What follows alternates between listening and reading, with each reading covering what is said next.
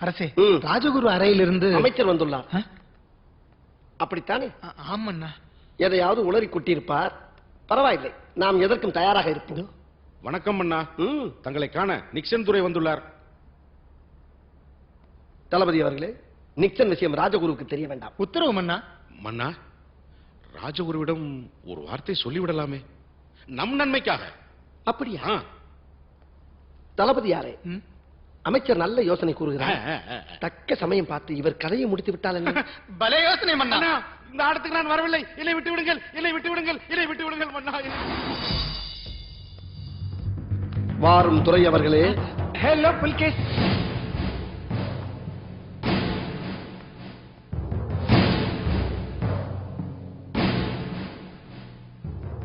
உன் பெயர் தான் நிக்சனோ? என்ன புல்கேசி, என்ன ஆச்சு உனக்கு? நம்ம தான் அடிக்கடி சந்திக்கிறோமே. அடிக்கடி சந்தித்தால் என்ன? நேற்று நீ பார்த்த புலிகேசி வேறு, இன்று நீ பார்த்துக் கொண்டிருக்கின்ற புலிகேசி வேறு. உன் வரவேற்பே சரியில்லை. அயோக்கியர்களை வரவேற்கும் தவறான பண்பு எங்கள் இனத்திற்கே இல்லை. அதிகமா பேசுற. அதற்கு மேலும் பேசுவேன். வந்த விஷயத்தை சொல். வரி பணம் வாங்க வந்தேன். தர முடியாது. காரணம்? இது எனது நாடு. இங்கு நான் தான் அரசன். பிறகு எதற்கு பிழைக்க வந்த பிச்சைக்காரர்களுக்கு வரி பணம்? பிச்சைக்காரனா? இவ்வளவு நாள் கொடுத்தீங்க? ஆம், அதுதான் தவறு.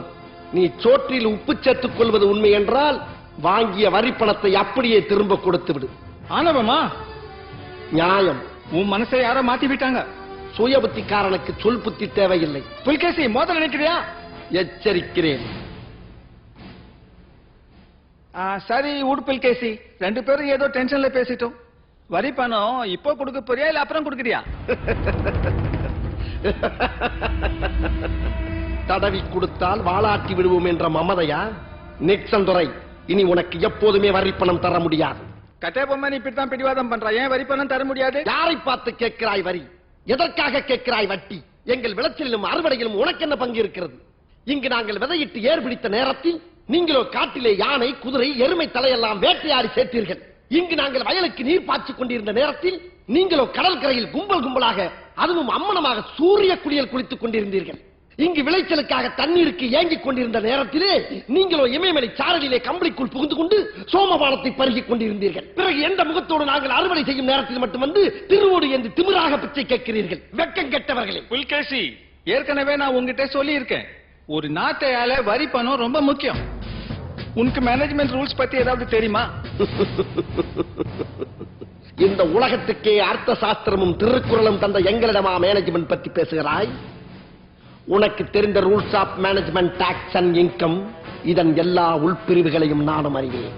வெள்ளையனே, வரி வருவாய்தான் ஒரு அரசாங்கத்தின் முதுகெலும்பு என்பது எனக்கும் தெரியும். ஆனால் இப்போது உனக்கு வரி தர முடியாது என்பதின் நோக்கம் எங்கள் நாட்டிற்கு பிழைக்க வந்த நாடோடு நீங்கள் ஏன் எங்களை ஆள வேண்டும் என்பதுதான். நான் வரி தர மறுப்பது போல் இங்கு எல்லோரும் மறுத்து விட்டால் உன் சாம்ராஜ்யம் சரிந்து விழும். உன்னை இங்கிருந்து ஓட ஓட அடித்து விரட்டிய பின் எங்களை நாங்களே ஆளும் போது எல்லாவற்றையும் சரி செய்து கொள்வோம். எனவே நீ இங்கிருந்து போத்திக் கொண்டு ஓடும். கிளம்புறேன் புல்கேசி. பட் ஒன் திங், கலெக்டர் 1835 ரொம்ப கோபக்காரர். அவர் கபாலவோடு இந்த சோழபுரம் மண்ணில் தான் கலண்டு விழும் என்று சொல்போம். நீ பீரங்கிகளை சந்திக்க போற. எங்குல பெண்களுக்கு துவைப்பதற்கு கல்லில் எடுத்து வா, எடுத்து வா. ஆனவமா? போடா வெளியே. புல்கேசி, வெளியே போடா பரதேசி.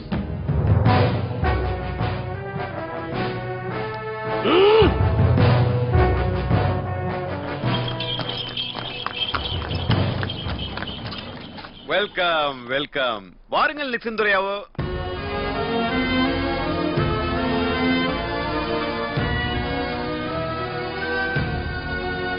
புலிகேசி, துரைக்கு வரி கட்ட முடியாது என்று சொல்ல நீ யாரடா? அவன் இவன் என்ற எகத்தாளம் வேண்டாம். நான் அரசன். நான் ராஜகுரு. அப்படி என்றால் ஆலோசனை தேவைப்படும் போது மட்டும்தான் தாங்கள் பேச வேண்டும். ஆக என்னை மதிக்க மாட்டாய். உங்களுக்கு மரியாதை கொடுத்துத்தான் வெள்ளையனை இந்த அளவோடு விட்டேன். இல்லை என்றால் அவன் முகவாய்க்கட்டையை பிளந்திருப்பேன். என் சுயரூபம் உனக்கு தெரியாது.